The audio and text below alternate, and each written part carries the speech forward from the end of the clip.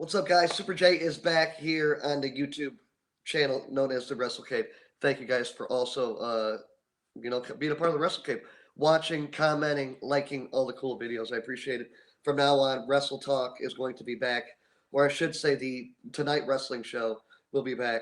And during the day, I'm going to be coming live with you guys, giving you some previews and stuff like that. This time, I want to go ahead and give you a WWE Hell in a Cell 2017 results and review. And it was an awesome pay-per-view. SmackDown Live put it on in Detroit, the brand new Little Caesars Arena where the Pistons and Red Wings are going to play. And it was just a great way to open up the venue. And it was a great review with SmackDown Live. And they're a little bit light on talent right now. And they did a great job putting a great pay-per-view together. I was there in a lower bowl. A lot of my friends were from here in Southeast Michigan. They were there too. It was just an awesome event. What more can you say? Shane McMahon almost dying at the end of the night. I was shaking pretty much when he was on top of the cell with Kevin Owens. And it was just so scary for those two guys. And it was just unbelievable. Kevin Owens went through a table off the side of the cage. Shane McMahon then went back up. And, WrestleMania 32 against The Undertaker was repeated as Shane McMahon took to the air over 20 feet high, crashed through the announcer's table with an elbow drop, and Kevin Owens was supposed to get the elbow drop, but Sami Zayn, that's right, Sami Zayn came to Kevin Owens' aid at the end of the night, pulled him up, and that's how Kevin Owens avoided that elbow drop from Shane McMahon. And right after that, Shane McMahon was done. I mean, he went through the crashing announcer's table, and Kevin Owens was basically thrown onto Shane McMahon by Sami Zayn, and Kevin Owens got the victory, 1-2-3. So it was pretty awesome. I'll talk about, just the whole show here. As you know, the pre-show started out with Shelton Benjamin and Chad Gable tag teaming up against the Hype Bros, Mojo Rawley and Zack Ryder. As you know, Mojo Rawley and Zack Ryder, ever since Zack Ryder has come back, there's been a little bit of friction between those two guys tag teaming with one another, and it appears that they're on the way to be broken up as a tag team on SmackDown Live. And you would think that they would keep them together. They need more tag teams in the WWE, especially on Raw and SmackDown. NXT starting to get tag teams that are coming back from injury. So NXT set as far as tag teams go. But the WWE, they need to put more tag teams, one or two on SmackDown, and the same thing with Monday Night Raw. And anyway, there was a pre-show match, like I just said. Shelton Benjamin and Chad Gable, as you know, they've been kept off WWE SmackDown Live TV for the last 3 weeks. And before that, they had tag teamed, twice on SmackDown Live. And they were not, looking in sync with one another. And I think that's why they were probably kept off TV for a few weeks. And they wanted those guys to work with one another in the ring. And that's how we, ended up with the pre-show. And Shelton Benjamin and Chad Gable looked pretty good tonight. They were working with one another good in the ring. And they ended up getting the victory with a pretty cool move. What more can you say? It's Shelton Benjamin, jumping off the top. Chad Gable and Shelton Benjamin giving that, finishing move. I forgot the name of it. But it's pretty awesome. And I expect those two guys to hopefully fight the Usos in the future and some of the other heel tag teams on SmackDown Live. But the main event was the Hell in a Cell show. As you know, it was two main events, Shane McMahon and Kevin Owens, and then also the cage match, the second Hell in a Cell match, which was the New Day versus, the Usos. And that is what started out the event. And it was a decent match. I don't know if it was a little bit better on TV, but I thought this match was going to be the match of the night. I thought they were going to break the, doors down and the roof off of the brand new Little Caesars Arena with the tag team Hell in a Cell match. And I really wasn't too happy with it. I'm going to go ahead and watch the pay-per-view on the network. I haven't been able to watch it yet. But I definitely think that the tag team match could have been better to start out the show. And the New Day coming out, four-time tag champs, lose to the Usos once again. They've been trading the tag team titles on SmackDown like a hot potato here over the last couple months. And it looks like it's back in the Usos' hands. And I'm going to give a little bit of talk later in the evening. I'm going to do a separate video about what I think is going to happen at Survivor Series. And I've got some pretty cool information about that. But as you know, the tag team titles, again, were won by the Usos in a good match, but I thought it was going to be better than it actually was. After that, we ended up getting Randy Orton come in and RKO Rusev to beat him in a decent match. Well, it lasted about 10 or 15 minutes. Definitely better than what we've seen between the two guys over the last couple months. But Rusev ended up getting the RKO, and I really thought it was going to be Rusev Day. And I was chanting Rusev Day. You're damn right, it wasn't RKO out of nowhere. Very disappointing to see my man Rusev go down to Randy Orton once again. Rusev has basically been buried on SmackDown Live, and it's a shame because I think he could be a good heel, champion, and he was a good U.S. champion, and definitely a good worker in the ring. Could put on decent matches and put a lot of talent over, from as far as the babyface guys go, the good guys. But after that, we ended up getting a triple threat United States Championship match. And that was my favorite match of the night that was not in the Hell in a Cell. This match, it was originally supposed to be AJ Styles against Baron Corbin in a one-on-one match for the U.S. belt. And Ty Dillinger ended up getting a victory on Baron Corbin on SmackDown Live a week ago. And on the pre-show, they had Daniel Bryan talking to Ty Dillinger. And Ty Dillinger was like, hey, man, I beat Baron Corbin earlier this week. I should be getting a title shot too. Make this a triple threat match. And Daniel Bryan was like, you know what? That sounds like a good idea. And that's what happened. I was really excited to see that triple threat match. I thought there was only 2 tag matches on the card and a lot of singles matches. And I thought if they made that U.S. title a triple threat match, I thought it would just, make the match even better than it would be. I thought Ty Dillinger could definitely work in the ring, add him with AJ Styles and Baron Corbin, and you're going to have a good match. And that's exactly what it was. AJ Styles took some big bumps during this match, and it was tough to see AJ Styles go through that kind of punishment, man. It seems like he was taking all kinds of terrible falls, and I hope AJ Styles is okay. Obviously, he's my favorite wrestler in the WWE right now, and SmackDown Live, I don't know, they would not be able to continue without the man who built it, AJ Styles. But AJ Styles put on a great show along with Ty and then Baron Corbin. Baron Corbin ended up getting the victory here. Shane McMahon gave Ty Dillinger a phenomenal forearm to the face, and then he was going to get the pin. And then Baron Corbin came in, threw AJ off of Ty Dillinger, and basically kicked him twice on the side of the ropes. And it looked like AJ landed on his neck and his shoulder on the way down when he hit the outside. So I hope he's okay. And Baron Corbin finally winning a title in WWE. And Baron Corbin, when that match happened, guys, I thought to myself, either AJ Styles is going to win this match and retain, and then later in the night, Shinsuke is going to win the title. Or I thought, Baron Corbin, if he wins this match right here for the U.S. belt, I think AJ Styles losing that belt means he's going to go on and fight for the world title. So I thought to myself, that means Shinsuke is going to lose later tonight. And we'll talk about that in a little bit. But it was a decent match between the 3 guys for the U.S. title. Baron Corbin finally getting a title reign in the WWE after making a fool out of himself trying to cash in that Money in the Bank on Jinder Mahal and losing on SmackDown, right before SummerSlam. So Baron Corbin finally on the right track once again. He was getting buried for a few months over on SmackDown Live there, but definitely happy to see him come back and, win a title. I'm not sure his title reign is going to last into 2018. I could see Shinsuke Nakamura end up fighting Baron Corbin and hopefully winning the belt from him.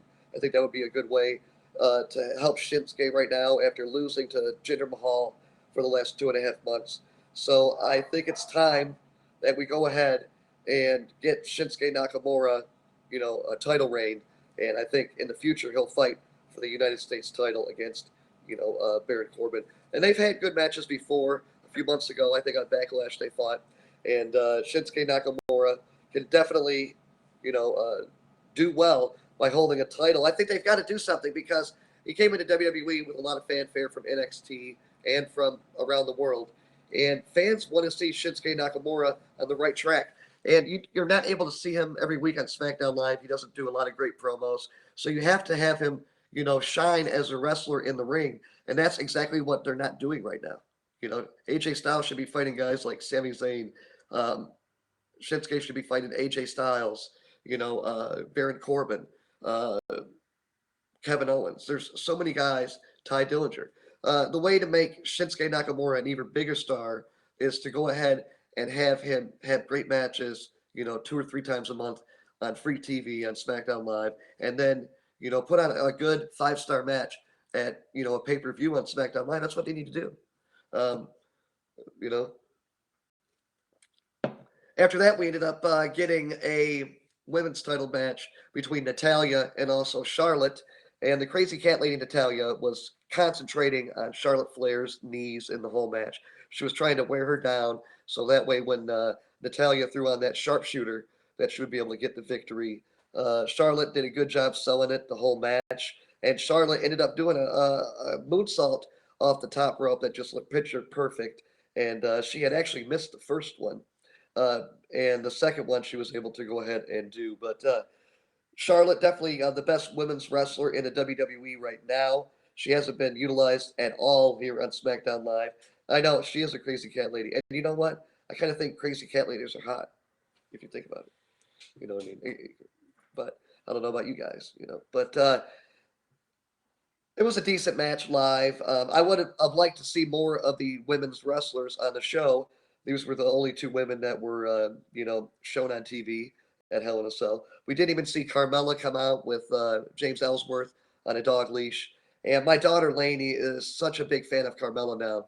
And the reason why is because we're watching SmackDown Live last week on Tuesday on the couch, and my daughter sees Carmella with James Ellsworth on a leash. And she's like, "What is that, Daddy? What is that? And why is she doing that?" I was like, "Well, you see, Carmella and James Ellsworth were like kind of together, and he was kind of like helping her win, and then he was kind of screwing her over and costing her victories. And she said she had enough of James Ellsworth, and that now she was going to do it her way. And Carmella's got him on a leash now. And my daughter just went crazy. She loves it. And my daughter's, 6.5, and she just thought that was so cool. And I was like, you know, I don't know what way to exactly feel about that, but it was hilarious. And what more can you say? My daughter, she's a little diva, and then to go ahead and have her favorite woman's wrestler now be Carmella, it's pretty funny.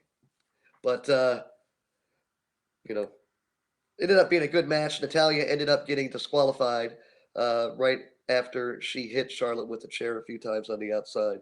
And what more can you say? Charlotte eventually has got to become women's champion of SmackDown Live. She's the best wrestler they got. I thought they would have Charlotte and Naomi have some 5-star matches. And, Naomi had that whole glow thing going on. And they just said enough of it. So Natalia, the crazy cat lady, continues to be champion. Hopefully, Charlotte will, dethrone her in the next few months and make SmackDown Live even better. Carmella would be a great, you know, addition as SmackDown Live Women's Champion, especially with James Ellsworth right now and the whole skit they got going on. I expect her to cash in the Money in the Bank here at the end of the year, maybe in the next 2 months. I'm thinking late November, early December, we'll see a new Women's Champion. But after that, we ended up getting the WWE Championship match. And what more can you say? Jinder Mahal, the worst WWE champion in years. His title reigns now is over 5.5 months. And nobody, really cares for his wrestling. I could say, again, that he looks like a champion. He's big, he's built, he's got the presence as a champion.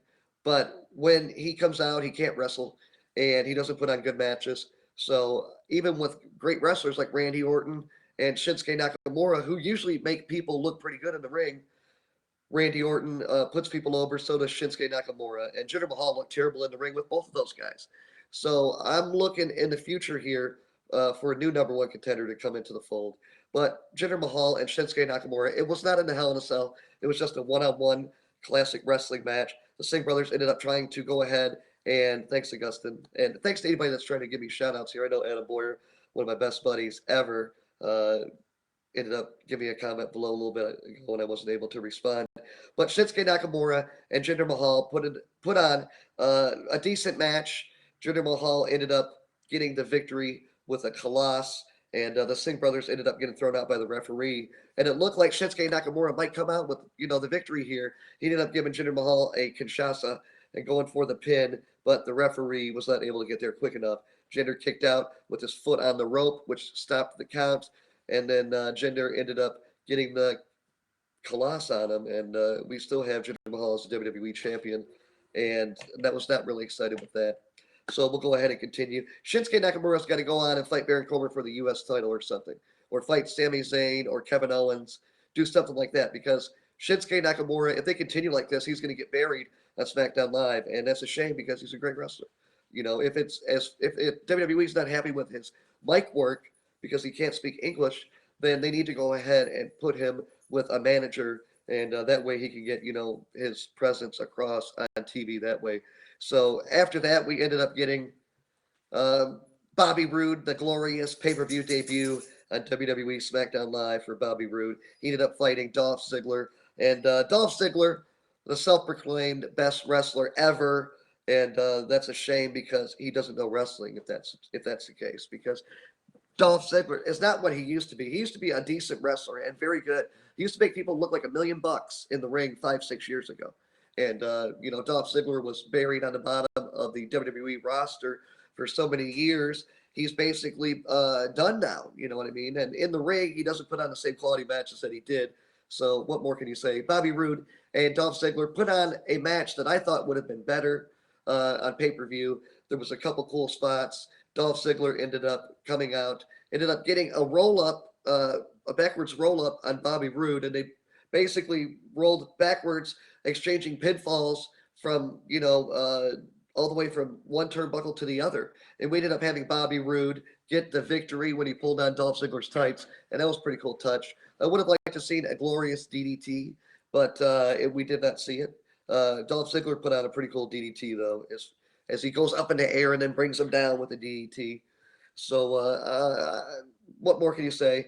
That match was getting no fanfare from the fans, except the glorious entrance by Bobby Roode, because they put it right after Shinsuke Cincinnati and Jinder Mahal. And my Uncle Artie has, told me that his favorite wrestler in the WWE is Shinsuke Nakamura. And he calls him Shinsuke Cincinnati. So I'm going to use that from now on WWE. What more can you say? Hopefully Shinsuke Cincinnati can make it back up in the WWE main event scene, but I don't know how soon it will be. He's got to go ahead and show himself against some of the, lesser talent on TV, so that way he can build himself back up to the top. After that, we ended up getting the Hell in a Cell match that everybody was looking forward to. It's what sold out Little Caesars Arena. You had heard Shane McMahon and Kevin Owens exchange these, battles of words in the ring. And Shane McMahon and Kevin Owens had threatened to throw each other off of the cell and take each other to hell inside the cell. And it was a great matchup, guys. This pay-per-view went to about 11:30 Eastern time. It went a half an hour over their time. Usually it ends at 11 o'clock. They took it an extra 30 minutes. Shane McMahon and Kevin Owens put on one great show. Most of the people were standing from the beginning to the end of the match, and people were shocked and in awe of what we saw. They started out fighting right inside the cell and made their way on the outside, just fighting for a minute. Shane McMahon getting a clothesline over the barricade on Kevin Owens. And then after that, we ended up getting a fight back in the cell where the referee locked the chains and locked both of them inside. Shane McMahon and Kevin Owens fought for about 10 minutes inside the cell. A pretty cool spot I enjoyed was when Kevin Owens had a table slanted across the cell, and then Kevin Owens on the outside on the ring apron went ahead and did a running cannonball off of the ring apron on the outside and landed through a table when Shane McMahon moved out of the way. I thought that was a great spot. They ended up fighting on the outside when Shane McMahon got some bolt cutters on the cell door and, basically chopped up the lock and opened up the chains and the cell, and they fought outside. And it was pretty cool. One part I did enjoy was when Shane McMahon was ordering the referees to open the cell door, and the referees were like, "No, we can't do it." And I'm like, what is going on here? He's the owner of the company. What do you mean you can't open the cell for him? Come on, man. Son of a bee. And then Shane McMahon had to go get bolt cutters. It took him 2 or 3 tries to cut this lock. And, one of them, you heard him, he's like, "Oh!" But that's some tough shit, man. You know what I mean? You got to. And Shane McMahon, as you saw, they had a little video before the match. He's been training, in different karates and taekwondos and all this kind of stuff. And Shane McMahon ended up putting on a decent match. He was definitely more, seasoned than he was in his first Hell in a Cell match against The Undertaker, which was underwhelming at WrestleMania 32. But Hell in a Cell, they definitely put on a great show tonight. They ended up making their way up the top of the cell, and they were fighting for what seemed like an eternity for 15 or 20 minutes, maybe more. And they were taking, shots on each other, trading punches and kicks all across the top of the cell from corner to corner and from edge to edge. Had everybody, oohing and on the edge of their seats. I was scared for these guys. I was shaking. I couldn't believe it. At one point, Shane McMahon got power bombed, a pop-up power bomb by Kevin Owens right on the cell, right on the fence on the top of the cell. It looked brutal. And as you guys know, getting thrown into a fence is not fun. I couldn't imagine it would be fun. You know what I mean? But these fences on top of the cell are strung so tight, so that way the guys can't fall through it. It's kind of like, it had to hurt, man. That's got to, just both guys have to be sore after the show they put on last night. Kevin Owens and Shane McMahon were fighting on the edge of the cell, and then Kevin Owens at one point he had got Shane McMahon back down, or Shane McMahon back down on top of the commentators table, and Kevin Owens went to the top of the cell, and it appeared that he was going to take his big ass and do a frog splash off the top of the cell through Shane McMahon on the outside on the commentators table 25 feet below, and Kevin Owens couldn't do it. He actually went a couple times real close to the cell, and he didn't have the guts to do it last night, and I wouldn't have either. Those guys are damn crazy. I don't know why Shane McMahon would want to do it twice, but what he did. But Kevin Owens was hanging off the side of the cell, and Shane McMahon ended up coming down on the side of the cell, and they were both fighting about 10 or 12 feet up high on the side of the cell. And then Kevin Owens was getting body shots by Shane McMahon, giving him shots to the kidney and punches to the back. And then Shane McMahon took Kevin Owens and bounced his head off the cell a few times. And then Kevin Owens flew back, went through a commentator's table about 10 or 12 feet. And that was a big thud, as you see, when he hit the ground as the commentators table broke, and everybody was going crazy in Detroit. I thought it was going to be the end of it. I said, you know what, they're not going to throw each other off the cell. That's all they're going to do. You know what I mean? And the fight continued down there, and Shane McMahon was looking up at the top of the cell, and we're like, no way. Is he going to climb the cell now? Is he going to do what we thought he would do? And it happened, man. Kevin Owens was put on the commentators table by Shane McMahon, and Shane McMahon actually climbed up the top of the cell one more time.